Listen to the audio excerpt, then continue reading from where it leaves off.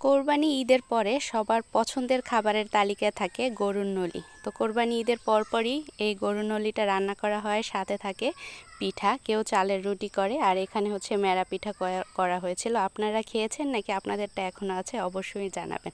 আসসালামু আলাইকুম, কি অবস্থা, সবাই কেমন আছেন? আলহামদুলিল্লাহ আমি ভালো আছি। তো এই তো সকাল সকাল রান্না বান্নার আয়োজন, আজকে খিচুড়ি রান্না করতেছিলাম সকালে সবাই খাওয়ার জন্য।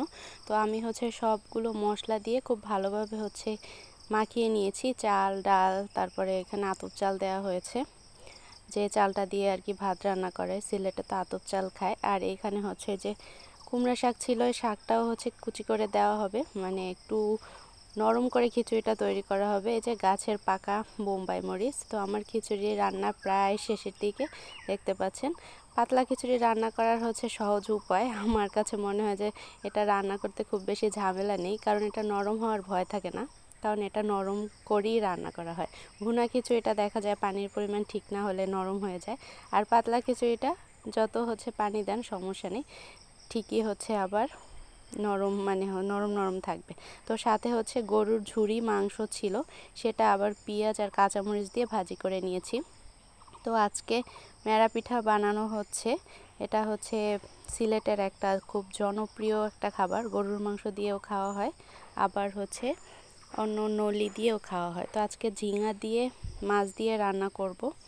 তো ঝিঙা দিয়ে মাছ দিয়ে রান্না করার জন্য মাছটা খুব ভালোভাবে আমি ভাজি করে নিয়েছিলাম। আর এই তো নলি রান্না করা হবে।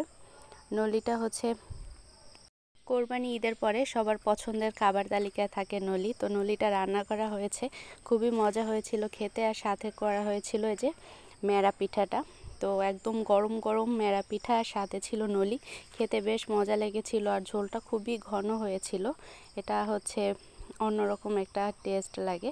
সিলেটের জনপ্রিয় খাবার মেরা পিঠা। আমাদের এলাকাতে চালের রুটি করে, কোরবানির দিন চালের রুটি করে, বা পরবর্তীতে চালের রুটি করে গরুর মাংস দিয়ে খাওয়া হয়, আর নলি এমনিতেই খাওয়া হয়। তো এখানে মেরা পিঠা দিয়ে নলি দিয়ে খায়। নলি দিয়ে মেরা পিঠা দিয়ে খেতেও বেশ মজা লাগে, আর আমার কাছে চালের রুটি দিয়ে গরুর মাংসটা খেতে অনেক বেশি মজা লাগে। তো এই তো সবাই মিলে একসাথে খাওয়ার জন্য রেডি করা হচ্ছে। আর এইদিকে আমি সব মশলা কষিয়ে নিয়েছি, মাছটা ভুনা করব ঝিঙা দিয়ে। তো মশলা কষিয়ে প্রথমে কাঁঠালের বিচি দিয়ে দিলাম, কাঁঠালের বিচিগুলো যখন সেদ্ধ হয়ে আসবে তারপরে বাকি রান্নাটা করব। কাঁঠালের বিচিটা তো সেদ্ধ হতে একটু সময় লাগবে, তাই প্রথমেই কাঁঠালের বিচিটা দিয়ে দিলাম। এরপরে যে কেটে রাখা ঝিঙ্গা দিয়ে খুব ভালোভাবে একটু নেড়ে চেড়ে নিব। এই তরকারিটা রান্না করতে এক্সট্রা কোনো পানি ইউজ করতে হয় না, এমনিতেই ঝিঙ্গা থেকে অনেকটা পানি বের হয়, তাই নেড়ে চেড়ে কষিয়ে একটু ঢাকনা দিয়ে রেখে দিব। এই যে অনেকটা পানি বের হয়ে আসছে, এই মুহূর্তে ভাজা মাছগুলো উপর দিয়ে দিলাম। তো মাছটা দিয়ে একটু কিছুক্ষণ নেড়ে চেড়ে তারপরে ঢাকনা দিয়ে রেখে দিয়েছিলাম। এই ঝিঙার তরকারিটা কাঁঠালের বিচি আর মাছ দিয়ে খেতে কিন্তু অনেক মজা লাগে। Thanks for watching. আল্লাহ হাফেজ।